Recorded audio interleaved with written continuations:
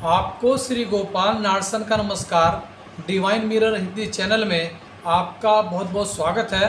आइए जान लेते हैं आज की कुछ खास चर्चित खबरें। जैसा कि आप देख रहे थे, एक अनूठी बच्ची जिसका शरीर रबर की तरह है, अंतर्राष्ट्रीय खेलों में शानदार प्रदर्शन कर सबका मन मोह लेती है। यह बच्ची प्रेरणा बन सकती है दुनिया भर की उन बालक बालिकाओं के लिए जो खेल में रुचि रखते हैं और कुछ अच्छा करके दिखाना चाहते हैं। उत्तर प्रदेश व उत्तराखंड में कावड़ मार्गों पर दुकानदारों को अपनी दुकानों पर अपने नाम अंकित करने के सरकारी फरमान का मामला सुप्रीम कोर्ट पहुंच गया है, जिस पर कल सुनवाई होगी। सरकार के इस फरमान को प्रोटेक्शन ऑफ सिविल राइट्स नामक संस्था ने चुनौती दी है।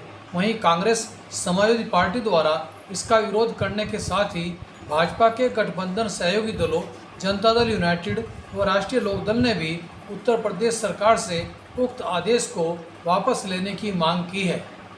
पश्चिम बंगाल की मुख्यमंत्री ममता बनर्जी ने कहा कि बांग्लादेश में संकट में फंसे लोग उनके राज्य का दरवाज़ा खटखटाएंगे तो मैं उन्हें शरण जरूर देंगी।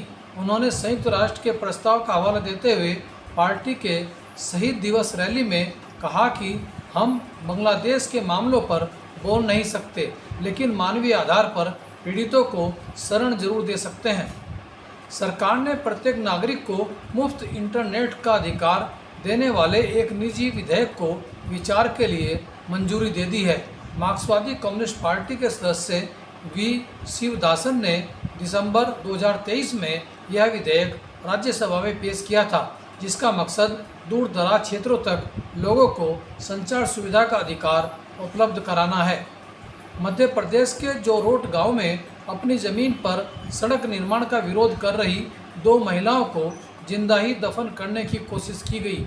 बड़ी मुश्किल से ज़मीन में दफन की जा रही दोनों महिलाओं को पुलिस व ग्रामीणों ने दबंगों का मुकाबला कर उन्हें ज़मीन से बाहर निकाला, तब जाकर उनकी जान बच सकी। पुलिस ने मुकदमा दर्ज कर कार्रवाई शुरू कर दी है।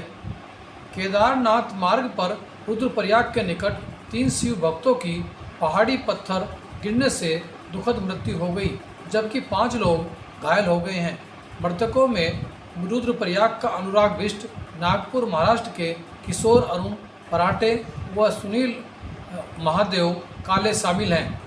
नई कार का रजिस्ट्रेशन नंबर 1 लेने के लिए देहरादून आरटीओ कार्यालय में बोली लगाई गई, जिस पर 9,65,000 रुपये की सर्वाधिक बोली लगाकर एक निजी कंपनी ने 1 नंबर का रजिस्ट्रेशन अपने नाम कर लिया है। ब्रह्मा कुमारी की एडिशनल चीफ राजयोगिनी जयंती दीदी ने अव्यक्त हो चुकी राजयोगिनी मनमोहिनी दीदी की ईश्वरीय सेवाओं का उल्लेख करते हुए उन्हें फरिश्ता स्वरूप बताया और कहा कि मैं सदैव परमात्मा की याद में रह करके लोगों को सन्मार्ग पर लाने का काम करती रही।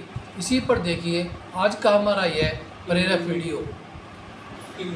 तो बाबा को बाप के रूप में, शिक्षक के रूप में, सतगुरु के रूप में दीदी का बिल्कुल बाबा के ऊपर ऐसा ध्यान था जो कोई बात के कारण भी दीदी को कुछ डिस्ट्रैक्शन नहीं थी।